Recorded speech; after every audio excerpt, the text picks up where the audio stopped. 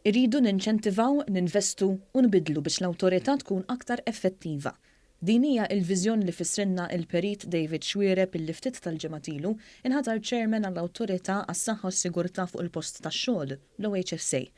F'intervista ma' One News il-Perit fisser kif illum il-ġurnata is-soċjetà saret tapprezza ħafna aktar is-sigurtà u s-saħħa fuq il-post tax-xogħol, speċjalment issa wara pandemija globali. U nifhmu allura is-saħħa kemm għandha tfissir aktar wiesa u naħseb l-OHSA wkoll għandha bżonn tadatta propju biex tavvanza mhux biss għal dak li hu saħħa fiżiku imma anke wkoll saħħa psikoloġiku. U dan għamluh biex l-Awtorità tkun isa pulizija fuq l-employers jew fuq l-impjegati biex naraw li nagħmlu regoli kulħadd iżomm magħhom. Hawnhekk semma l-importanza tat-teknoloġija u kif din tista' tejjeb ħidmet l-Awtorità u l-ambjent fuq il-post tax-xogħol.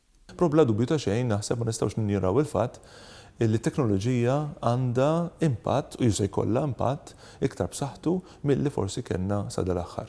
Probabbilment jiena qed nippretendi li nara l-OHSA tinvesti iva fin-nies tagħha, iva fl-edukazzjoni tal-poplu, tal-impjegat u tal-employer, però wkoll fit-teknoloġija li jgħinna mhux biss innaqsu r-riski inkunu iktar viġilanti fuq il-post tax-xogħol billi nżaw it-teknoloġija billi nkejlu.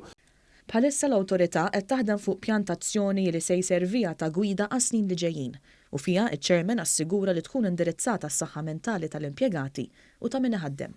Naħseb illi l-effetti tal-pandemija u s-saħħa psikoloġika tagħna se ssir parti ċentrali mhux biss ta' kif noħorġu jew nindirizzaw il-pandemija, imma se tkun parti ċentrali tal-mod kif inkejlu l-wellness tal-impjegat biex wieħed ikun jifhem id-drittijiet tiegħu.